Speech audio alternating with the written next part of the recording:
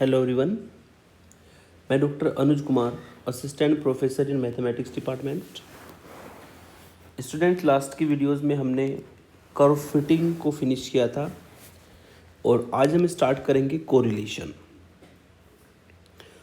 आज की इस वीडियो में हम जानेंगे कोरिलेशन क्या होता है और curl Pearson coefficient of correlation कैसे फाइंड किया जा सकता है, उसका फॉर्मूला क्या होता है और क्या उस फॉर्मूले की डिडक्शंस है। एक आध क्वेश्चन में उसको अप्लाई करके भी देखेंगे। सबसे पहले सिंपली मैं आपको बता दूं कोरिलेशन होता क्या है। जब भी आपको कोई बाईवेरिएट डिस्ट्रीब्यूशन दिया जाता है, बाईवेरिएट मतलब जिसमें दो वेरिएबल एक साथ चले, एक्स और वाई। यदि बाईवेरिएट डिस्ट्रीब्यूशन आपके पास है और उसमें एक वेरिएबल में आप चेंज करें, मान लो आपने एक्स में कुछ चेंज किया तो वाई में ऑटोमेटिकली अपने आप कुछ चेंज हो जाए। एक्स में चेंज करने पर वाई में अपने आप ही चेंज हो जाए तो फिर कहा जाता है कि वे एक्स और वाई वेरिएबल कहीं ना कहीं एक दूसरे से रिलेटेड है। अगर एक में चेंज करने पर दूसरे में भी चेंज आ जाता है तो कहा जाता है कि वे एक दूसरे से रिलेटेड है और इसी को कोरिलेशन कहा जाता है। ठीक है, बाईवेरिएट डिस्ट्रीब्यूशन में जब एक्स और वाई दो वेरिएबल आप लेंगे, एक में चेंज करने पर दूसरे में चेंज आ जाए तो कहा जाता है कि वो एक दूसरे से रिलेटेड है और इसी को हम क्या कहते हैं, इसी को हम कोरिलेशन का नाम देते हैं। और इसी के लिए हम एक्स और वाई बाईवेरिएट डिस्ट्रीब्यूशन के लिए curl Pearson coefficient of correlation को आज जानेंगे। वो सिंपल से एग्जांपल से अगर एक्सप्लेनेशन दूं तो जैसे कि ग्रोइंग चाइल्ड है आपका, है ना, उसकी हाइट और वेट को लेकर के अगर हम वेरिएबल्स बनाएं, हाइट को हम एक्स वेरिएबल का नाम दें, वेट को हम वाई वेरिएबल का नाम दें, तो जैसे आप जानते हैं कि अगर बच्चे की हाइट जैसे जैसे चेंज होगी ऐसे ऐसे ही उसकी वेट में भी चेंजेस आती है। अगर हाइट को हम एक्स वेरिएबल का नाम दें और वेट को हम वाई वेरिएबल का नाम दें तो आप देख सकते हैं कि यहाँ पर ये एक्स और वाई वेरिएबल, हाइट और वेट दोनों एक दूसरे से कहीं ना कहीं पर रिलेटेड है, तो ये कोरिलेशन को डिफाइन करेंगे। ठीक है, अब इसमें पॉजिटिव कोरिलेशन, नेगेटिव कोरिलेशन किस तरीके से बनते हैं, चलिए जानते हैं आगे। डेफिनेशन वही है जो मैंने आपको एक्सप्लेन की। Correlation in a bivariate distribution if the change in one variable affects a change in the other variable then the variables are said to be correlated. ठीक है, वही डेफिनेशन मैंने आपको एक्सप्लेन की है। वही सिंपल सा एग्जांपल हम ले लेते हैं एक दो। जैसे कि हमने फर्स्ट एग्जांपल यहाँ पर लिया, the height and weight of a growing child. ठीक है, मैंने एक छोटी सी टेबल भी ली है। इसमें मैंने आपको बताया कि हाइट सेंटीमीटर में हम अगर काउंट करें, जिसको हमने एक्स वेरिएबल का नाम दिया, वेट को हम केजी में ले, जिसको हमने वाई वेरिएबल का नाम दिया। फिर हमने मान लिया कि जब हाइट 50 सेंटीमीटर थी तो वेट चाइल्ड का 4 केजी था। 60 सेंटीमीटर होने पर 7 केजी वेट हो गया, 70 होने पर 9 हो गया, 80 होने पर 10 हो गया और 90 होने पर 13 केजी वेट हो गया। तो आप देख सकते हैं कि इस हाइट के साथ साथ में वेट में चेंजेस आ रहा है, तो ये आपका कोरिलेशन कहलाएगा। कोरिलेटेड है एक्स और वाई वेरिएबल दोनों एक साथ। फिर हम क्या कर सकते हैं, इन एक्स वाई कोरिलेशन डेटा के साथ में एक डॉट डायग्राम बना सकते हैं।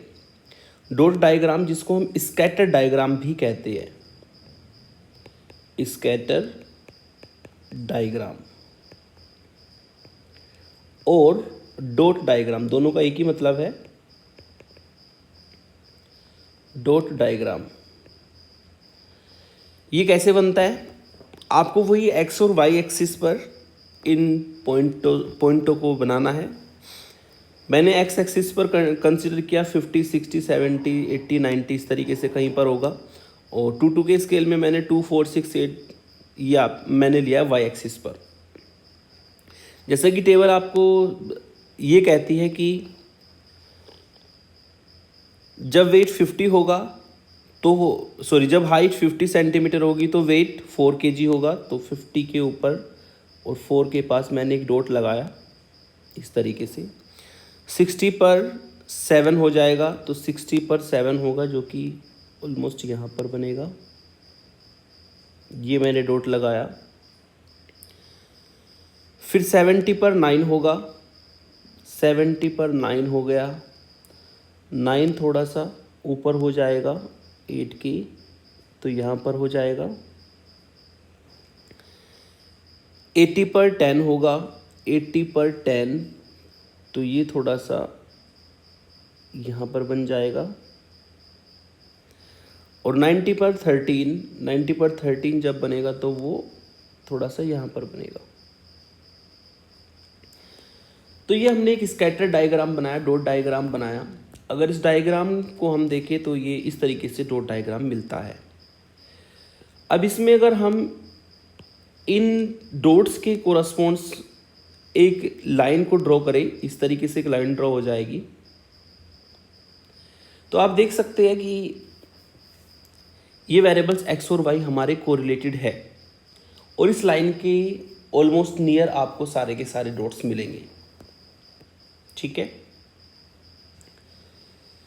दूसरी बात यहां पर आपने ये भी देखा कि एक हमारा x वेरिएबल है, एक y वेरिएबल है।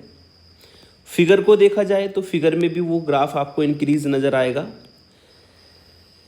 और x और y के डेटा को देखें तो x का जब डेटा हमारा इंक्रीज हुआ 50 से 90 तक गया, तो y में भी इंक्रीमेंट ही हुआ है, y भी इंक्रीज हुआ है। ठीक है। यदि x वेरिएबल में इंक्रीज होने के साथ साथ y में भी इंक्रीमेंट होता है, तो ऐसे कोरिलेशन को हम पॉजिटिव या डायरेक्ट कोरिलेशन कहते हैं। ठीक है। ये कौन से कोरिलेशन को डिफाइन करेगा? पॉजिटिव और डायरेक्ट कोरिलेशन।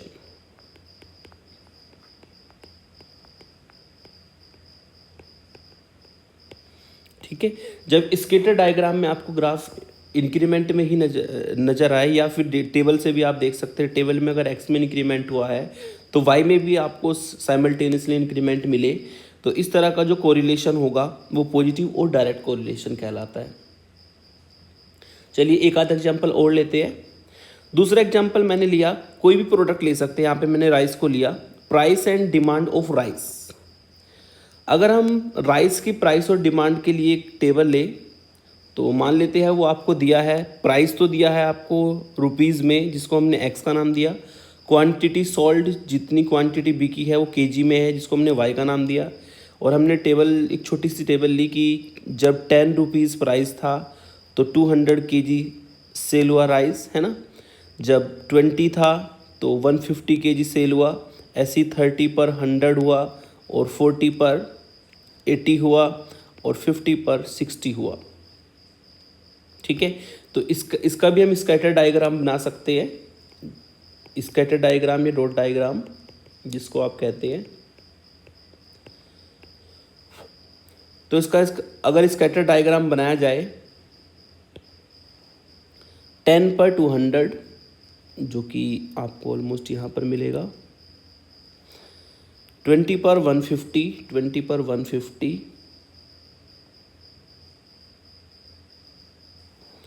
30 पर 100, 30 पर 100, 40 पर 80 और 50 पर 60।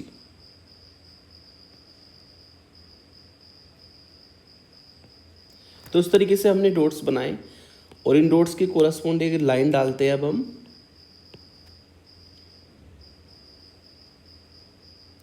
कुछ डॉट्स इस लाइन के ऊपर जाएंगे, कुछ डॉट्स इस लाइन के बिल्कुल नेबरिंग होंगे। ठीक है। तो इस तरीके से आपको प्राइस और डिमांड अगर राइस का ले तो उसके लिए हमें स्कैटर डायग्राम मिलता है। और आप देख सकते हैं ग्राफ डिक्रीज हुआ है, जो हमने लाइन डाली है वो डिक्रीज हुई है। या फिर अगर आप दूसरी लैंग्वेज में समझे तो यहाँ पर जब x और y वेरिएबल आपने लिया, तो x में जब हमने इंक्रीमेंट किया तो y जो है हमारा डिक्रीज हुआ है। मतलब जैसे जैसे प्राइस बढ़ा है, ऐसे ऐसे राइस की जो सेल होने की क्वांटिटी थी वो कम होती जा रही है। ठीक है, मतलब जैसे जैसे प्राइस बढ़ रहा है वैसे वैसे डिमांड कम हो रही है। तो यहाँ पर x में तो इंक्रीमेंट है, लेकिन y में क्या है, दूसरे वेरिएबल में उसके साथ साथ में डिक्रीमेंट हुआ है। और ऐसे ही कोरिलेशन को हम नाम देते हैं निगेटिव या इनवर्स कोरिलेशन।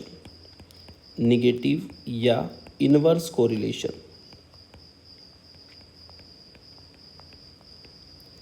निगेटिव या इनवर्स कोरिलेशन का नाम देते हैं। यदि x में इंक्रीमेंट हो लेकिन उसके साथ साथ में y में डिक्रीमेंट होता है तो वो निगेटिव या इनवर्स कोरिलेशन। अगर x में इंक्रीमेंट के साथ साथ में y में भी इंक्रीमेंट होता है तो पॉजिटिव या डायरेक्ट कोरिलेशन। ठीक है, फिर इसमें एक होता है परफेक्ट कोरिलेशन।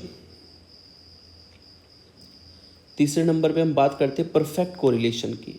परफेक्ट कोरिलेशन क्या होगा कि जैसे जैसे आप x और y का मान लेते हैं, कुछ डेटा हमारे पास, एग्जांपल से ही अच्छे से समझ में आता है। एग्जांपल लेते हैं। मैंने क्या किया, यहाँ पर टमाटोज़ और क्वांटिटी जो सोल्ड है उसकी, वो मैंने उसमें एक डेटा लिया। टमाटोज़ की कॉस्ट को मैंने x माना है जो कि रुपीज़ में है, और क्वांटिटी सोल्ड जो है उसको मैंने केजी में कंसीडर किया है। तो जब टमाटो की कॉस्ट हमारी 20 थी तो 40 केजी सोल्ड हुआ, जब 30 थी तो 60 हुआ, 40 पर 80 हुआ, 50 पर 100 एंड 60 पर 120। इसका अगर डायग्राम बनाया जाए तो ऑलरेडी मैंने रोटी डायग्राम बना रखा है। हमें एक लाइन डालनी है इस डायग्राम के लिए। इस तरीके से हम एक लाइन डाल सकते हैं। अब आप यहाँ पर देखते क्या है, आप यहाँ पर ये देखते हैं कि जो आपने लाइन डाली है स्कैटर डायग्राम में, उस लाइन के ऊपर सारे डॉट्स आ गए। उस लाइन के ऊपर सारे डॉट्स है। इसका मतलब यहाँ पर ये शो होता है कि जब हमने इसके x को इंक्रीमेंट किया, जब हमने x को इंक्रीमेंट किया तो y इंक्रीमेंट हो रहा है, लेकिन सभी के सभी एक ही लाइन पर आ गए डॉट्स। तो इस तरह के कोरिलेशन को परफेक्ट कोरिलेशन कहा जाता है।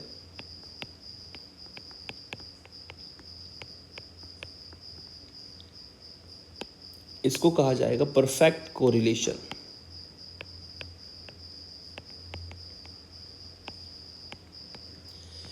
ठीक है, इसी को हम कहेंगे परफेक्ट कोरिलेशन। तो ये तो हो गए हमारे कोरिलेशंस और उसके कुछ टाइप्स जिसको हम कवर करने वाले हैं। अब कोरिलेशन तो हमने पढ़ लिया, अब इसके लिए हम कोफिशिएंट ऑफ कोरिलेशन, मेजर इसको करना सीखेंगे कोरिलेशन को, है ना। तो मेजर ऑफ कोरिलेशन क्या होता है उसको हम जानते हैं। मेजर ऑफ कोरिलेशन, कोरिलेशन की मेजर कैसे करते हैं, इसकी मेजर होती है curl Pearson coefficient of correlation से।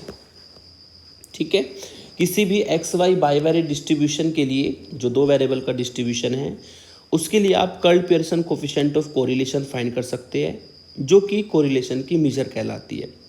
कभी कभी उसको प्रोडक्ट मोमेंट कोरिलेशन कोफिशिएंट का भी नाम दिया जाता है। प्रोडक्ट मोमेंट कोरिलेशन कोफिशिएंट का नाम कभी कभी दिया जाता है। तो सबसे पहले हम जानते हैं इसका फॉर्मूला क्या होता है। देखो, अगर बाइवेरिएट डिस्ट्रीब्यूशन है, एक्स और वाई दो वेरिएबल में है, तो एक्स अगर डेटा आपके पास है तो उसके लिए आप वेरिएंस फाइंड कर सकते हैं, जो कि स्टैंडर्ड डेविएशन का होल स्क्वायर होता है, जो कि आपने पिछले लेक्चर्स में कवर किया है। और यहाँ पर हम एक नया वर्ड यूज़ करेंगे, कोवेरिएंस। तो जैसे आपने वेरिएंस सीखा है उसी से हम दो वेरिएबल के लिए कोवेरिएंस भी बना सकते हैं। तो उसी को लेते हुए हम यहाँ पर Karl Pearson coefficient of correlation को डिफाइन करने वाले हैं। चलिए स्टार्ट करता हूँ मैं इसको। Consider two variables capital X and Y. हमने दो वेरिएबल कंसीडर किए, एक को नाम दिया कैपिटल एक्स का, एक को कैपिटल वाई का। ठीक है, वी नोटेड, सबसे पहले हम डिफाइन करते हैं यहाँ पर वेरिएंस। वेरिएंस क्या होगा? वेरिएंस आप जानते हैं कि अगर आपके पास x डेटा है तो x डेटा के लिए आप वेरिएंस फाइंड कर सकते हैं। उसका फॉर्मूला हमारा होता है समेशन i इक्वल टू 1 से लेकर n xi माइनस एक्स बार जो कि मीन होता है का होल स्क्वायर, और डिवाइड बाई होता है ये n से, ठीक है। और इसको हम सिग्मा x का स्क्वायर भी कहते हैं। अब ये सिग्मा x है क्या? Where sigma x is standard deviation for x variable. Same तरीके से आप y के लिए भी वेरिएंस फाइंड कर सकते हैं। y डेटा के लिए उसका फॉर्मूला होगा 1/n summation i equal to 1 से लेकर n yi माइनस y बार, y के लिए मीन हो जाएगा स्क्वायर इक्वल टू, इसको हम सिग्मा वाई स्क्वायर का नाम देंगे। सेम तरीके से यहाँ पर जो सिग्मा वाई डिफाइन करेगा वो होगा standard deviation for capital Y. तो ये तो वही बेसिक चीज़ है जो आपने पीछे भी पढ़ी है ना। वेरिएंस जिसको आप सिग्मा एक्स स्टैंडर्ड डेविएशन की फॉर्म में भी लिख सकते हैं, जिसको हमने मोमेंट्स अबाउट मीन में भी कवर किया था वेरिएंस को। ये वही चीज़ें हैं जो मैंने वहाँ पे एक्सप्लेनेशन की थी। अगर आपको कोई डाउट है तो आप उस वीडियो को दोबारा देखें। मोमेंट अबाउट मीन में मैंने इसको निकालना सिखाया है एग्जांपल्स में। तो ये वेरिएंस होते हैं। अब दो वेरिएबल्स है तो उसमें हम कोवेरिएंस भी फाइंड कर सकते हैं। कोवेरिएंस कैसे फाइंड होता है इसको देखिए। एंड कोवेरिएंस, अगर x और y दो वेरिएबल एक साथ है तो कोवेरिएंस भी फाइंड कर सकते हैं। सेम फॉर्मूला बनता है, समेशन भी सेम तरीके से लगेगा, लेकिन बस चूंकि दो वेरिएबल हम एक साथ ले रहे हैं तो पावर 2 ना हो करके xi minus x bar into yi minus Y बार लेते हैं। तो ये डिफाइन कर जाता है कोवेरिएंस को।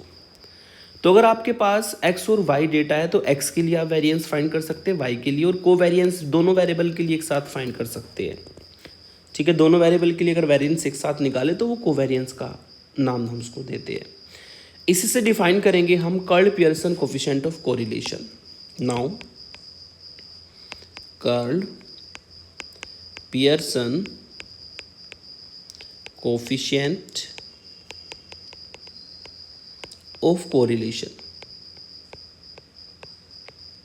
जो हमारा Karl Pearson coefficient of correlation होगा between x and y variable is, इसको हम सिंपली r से भी डिनोट करते हैं, या इसको हम एक्स वाई डेटा के लिए rxy से भी डिनोट कर सकते हैं।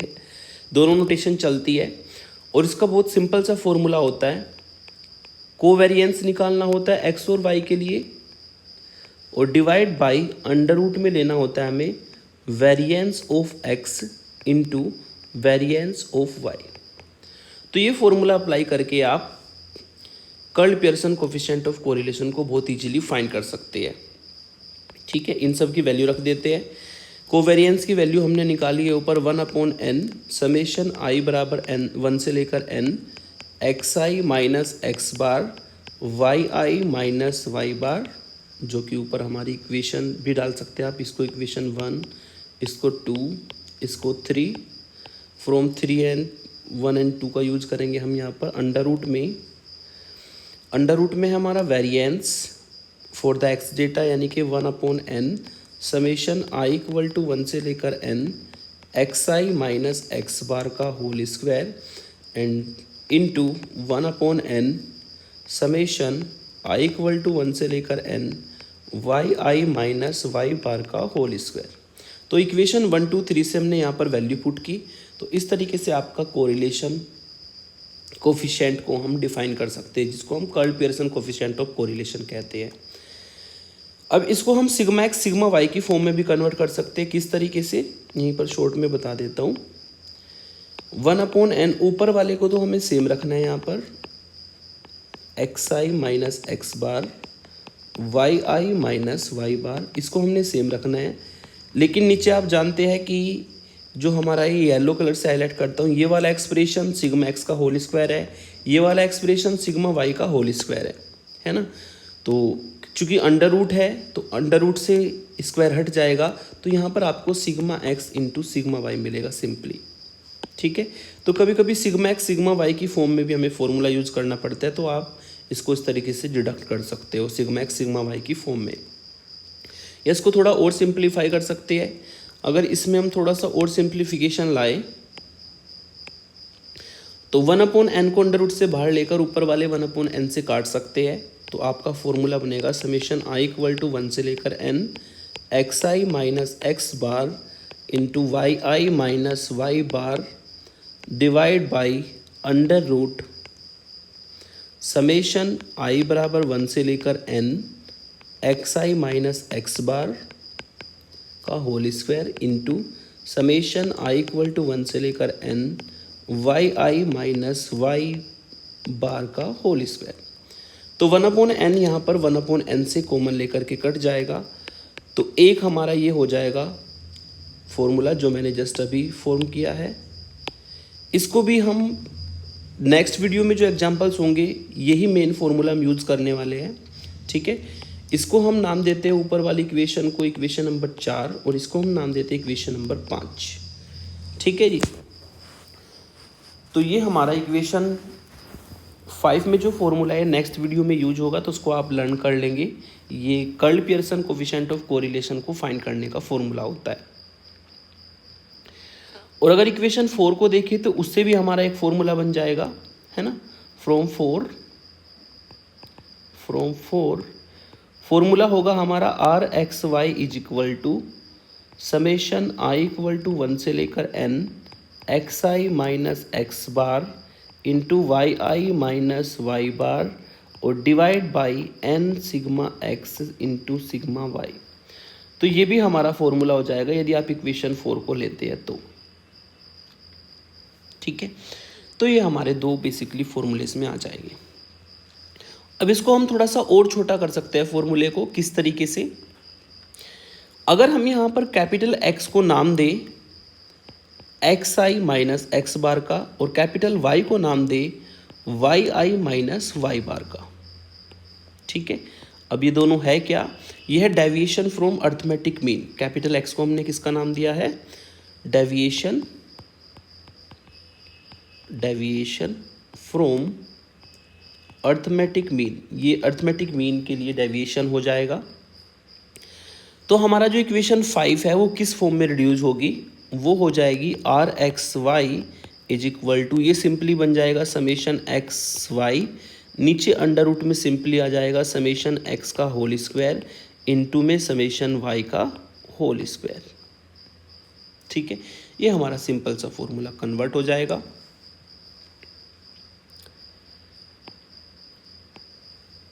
तो इस फॉर्मूले को हम और भी छोटा कर सकते हैं, लेकिन ध्यान रखना यहाँ पर कैपिटल X का क्या मतलब होगा, एक्स आई माइनस एक्स बार, और कैपिटल Y का मतलब होगा यहाँ पर वाई आई माइनस वाई बार, ठीक है। तो ये और भी छोटा फॉर्मूला हो जाएगा जिसको हम इक्वेशन 6 का नाम देंगे। तो 5 का यूज़ करें या 6 का यूज़ करें, दोनों एक ही चीज़ है, क्योंकि हमने बस उसको थोड़ा सा डिडक्ट किया है। एक्स आई माइनस एक्स बार को कैपिटल X मान लिया, वाई आई माइनस वाई बार को कैपिटल Y माना, जो कि डेविएशन होगा फ्रॉम द अर्थमेटिक मीन। तो ये हमारा कर्ल पियर्सन कोफिशिएंट का फॉर्मूला होता है। एक इसमें नोट में आपको बात बता देता हूँ मैं, ये हमेशा याद रखना, जो Karl Pearson coefficient r x y होता है उसकी वैल्यू हमेशा -1 से 1 के बीच में आनी चाहिए, ठीक है। अगर आपकी वैल्यू इस इंटरवल से अलग आती है तो इसका मतलब आपने आंसर गलत निकाला है, ठीक है। तो इसकी पहचान है कि जो भी हमारा आर एक्स वाई आएगा curl Pearson coefficient of correlation, वो हमेशा -1 और 1 के बीच में आएगा, या फिर -1 या 1 भी आ सकता है क्योंकि ये क्लोज्ड इंटरवल है, ठीक है। तो ये हमेशा याद रखेंगे, जो मैंने इंपॉर्टेंट बात बताई है नोट में आपको। चलिए इक्वेशन नंबर 6 जो हमने लिखी है यहाँ पर, इसके लिए एक एग्जाम्पल लेते हैं सिंपल सा, इसी फॉर्मूले का यूज़ करके। वो सिंपल सा एक एग्जाम्पल है और ये एग्जाम में आया है, एक ही ट्यूब में एक बार पूछा गया है इसको, एक ही ट्यूब 2018।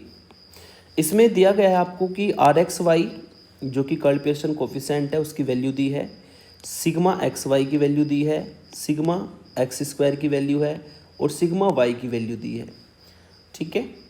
तो यहाँ पर आपको फाइंड क्या करना है, find the number of items n की वैल्यू फाइंड करनी है।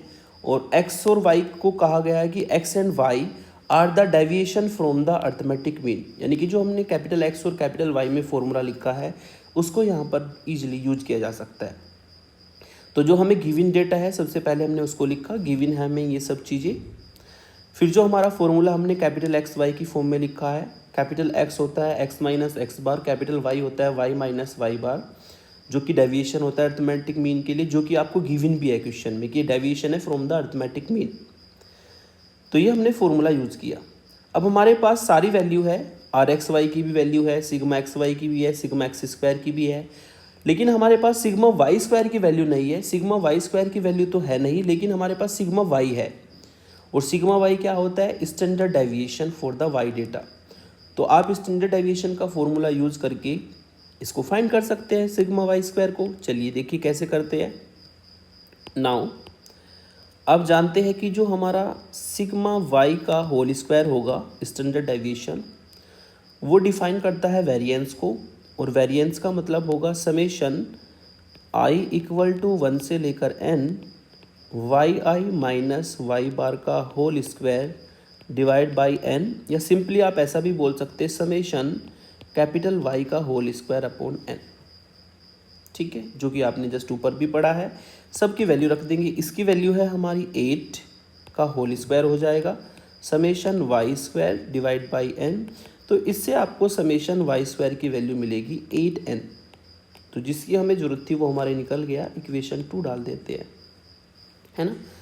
अब इन सभी वैल्यूज़ को जो आपको गिवन डेटा है, ठीक है, और जो समेशन वाई स्क्वायर की वैल्यू है, इन सबको हम पुट कर देते हैं फॉर्मूले में। ऊपर ही एक बॉक्स में सॉल्यूशन कर देता हूँ क्योंकि सारी वैल्यू यहाँ पर लिखी है।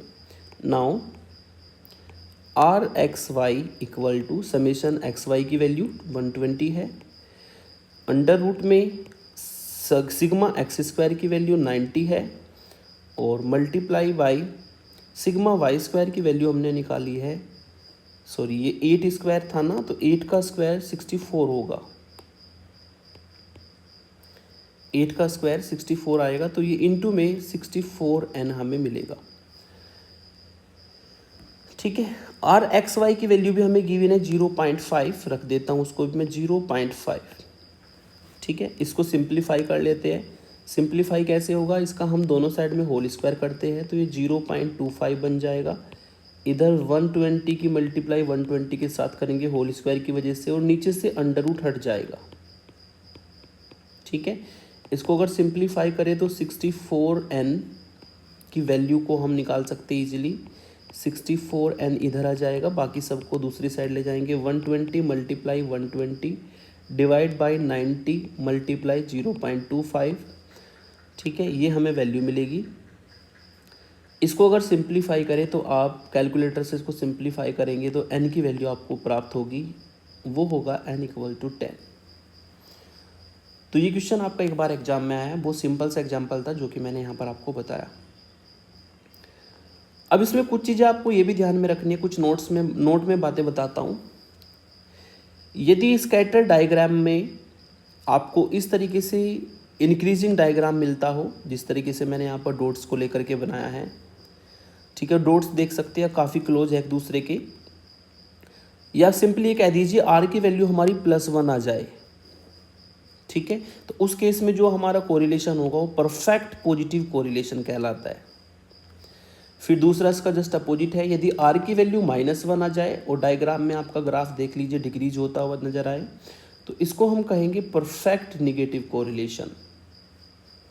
ठीक है, फिर यदि आर की वैल्यू हमारी 0 और 1 के बीच में आ जाए, या फिगर में आप देख सकते हैं डॉट्स आपको इस तरीके से इंक्रीजिंग बहुत ही क्लोज नजर आए एक दूसरे के, तो ये हाई डिग्री पॉजिटिव कोरिलेशन कहलाता है। सेम तरीके से अगर आर की वैल्यू -1 से 0 के बीच में आ जाए और ग्राफ आपका कुछ इस तरीके से हो, डॉट्स हमारे काफ़ी क्लोज एक दूसरे के और डिक्रीजिंग ग्राफ बनाएं, तो वो हाई डिग्री निगेटिव कोरिलेशन कहलाएगा। फिर यदि डॉट्स के बीच में गैप ज़्यादा हो जाए, डॉट्स के बीच में गैप ज़्यादा है स्कैटर डायग्राम में, और आर की वैल्यू 0 से 1 के बीच में लाई करे, तो ये लो डिग्री पॉजिटिव कोरिलेशन होगा। सेम तरीके से अगर आर की वैल्यू -1 से 0 के बीच में लाई करे लेकिन डॉट्स के बीच में ज़्यादा गैप आ जाए, तो वो लो डिग्री निगेटिव कोरिलेशन होगा। और अगर ये डॉट्स आपको बहुत काफ़ी डिस्टेंस पे मिलते हैं, काफ़ी क्लोज ना होकर के काफ़ी डिस्टेंस पे है, तो हमेशा यहाँ पर आर की जो वैल्यू है, कर्ल पियर्सन कोफिशिएंट की जो वैल्यू होगी वो 0 आएगी, और इस बीच में वेरिएबल्स हमारे कोरिलेटेड नहीं होंगे, वहाँ पर नो कोरिलेशन आपको मिलेगा। तो ये होता है कोरिलेशन और उसका बेसिक इंट्रोडक्शन, जो कि मैंने आपको बहुत अच्छे से कोशिश की है कि आपको समझ में आ जाए। अब इसमें जो हमने फॉर्मूला बनाया है उसका यूज़ करना सीखेंगे नेक्स्ट वीडियो में।